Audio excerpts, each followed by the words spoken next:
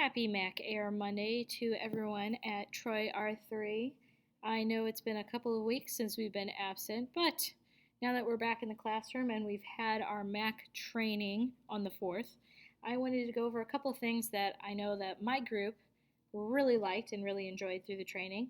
And it all has to do with things that we can do on the internet. So if you go down to Safari, which is in your dock, we call this down here the dock, you can simply click on it and it will open up, or just like always, you can hit Command Spacebar and type in Safari or whatever you're looking for, and it will show up any kind of apps, any folders, or any kind of documents that has the word Safari in it. And so let's go ahead and just click on Safari and open this up and say I'm reading my very, very favorite, if I could type here, my very favorite website, and I come across something that I want to share with my students. Of course, I also have to authenticate it. And I might click on an article and I might say, I really want to talk about David Bowie. Uh-oh, I didn't realize that. And so I really love this article, but I really don't want my kids to get distracted by the ads or anything that's on here that has nothing to do with Mr. Bowie's lifestyle. This does not happen in every single website, but if you notice at the top where we have our web address, if there are these lines right here, you simply click on it and it will turn into basically a PDF for you that you can, without any ads, it will have the photos that go along with the article, and you can click on this thing over here, upload, and you can add it as a bookmark. You can file and save it as a PDF that you can print it off and give it to your students. So you don't have to copy and paste and go into Word or anything like that. And if I click on it again, outside of the paper, it'll go back to my regular screen. So I can focus in for my students. Something else that I could do, I'm a little sad, let's not talk about David Bowie. For my students that may have trouble reading, might be reading on different lexile levels, let's click on this article here. I have a couple of things that I can do for them.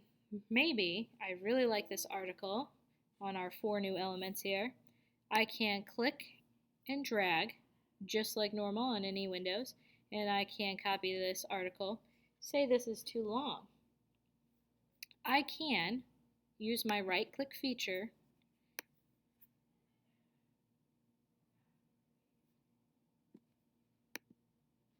and I can go down here to summarize. And what the summary does is, right now it kind of summarized it to the midline here, and I can shorten it based on my students' needs. This is especially helpful for really, really long articles.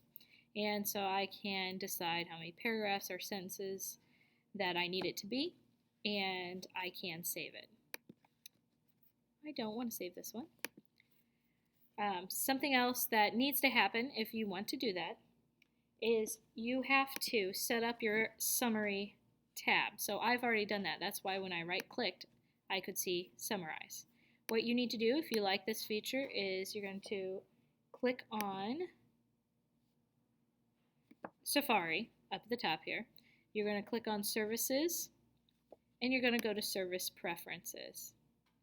This is going to bring up Service Preferences for us, and it's jumping up and down. So I'm going to go ahead and click on it, and you're going to scroll all the way to the bottom. So there's a lot of different options. If you go to the bottom, and this will be unclicked, you just click it. Remember with Mac, once you do something, everything is automatically changed. So I've clicked and added Summarize, and I can just exit out. So if you do that, then the next time you highlight something and right-click, you can summarize. Also, what is very helpful if you have students with iPads or you have a group of Mac Airs, if there is a word that they don't know, say I don't know what chemist is, I can highlight it and right-click and I can look up chemist. It'll automatically give me a definition version of what a chemist is. So that's very helpful for those students that have limited vocabulary. And this is a very, very long webcast that we're doing, so I'm just going to show you one more thing, and we might wrap it up here. Also, for those students that have trouble reading, maybe not on grade level, there is a way that you could have your computer talk to them. So I'm going to highlight what I want them to say, and I'm going to right click just like normal, and I'm going to go to speech and click start speaking. The teams responsible for the discoveries have been invited to come up with permanent names and chemical symbols for the now confirmed elements. The chemist. And just like what I did there, I right click to stop speaking. This might be helpful for students. They have earbuds that they bring in all the time, and they can listen as they're going along, so they can get the information, especially if they're in a class that's not focused on reading and they need that information. Now, if you love Canvas like we all do, and say you would like them to review a certain text, you can right click. Sorry, guys. And you can add it to your iTunes as a spoken track. So this voiceover that you heard earlier, I can save it to iTunes and I can name it on my computer and upload it to Canvas. Now you heard the system voice in Alex, but there are many voices, and some of them, like here is Victoria. I'll play hers. Isn't it nice to have a computer that will talk to you? And you can look around on those. There are some that have different.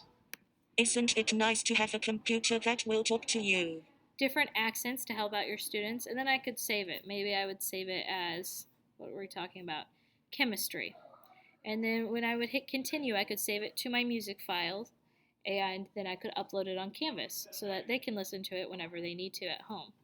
So I hope that was very helpful for you. Some fun things that you can do on Safari for our MacBook Airs, so on the internet, and you can hopefully use this in your classroom. If you need to review, because I know some of the middle school teachers said that they have not seen our Mac Air Monday YouTube channel. If you go to my link, you will see that there are many other different videos that we've already played before, and you can play them as many times as you want.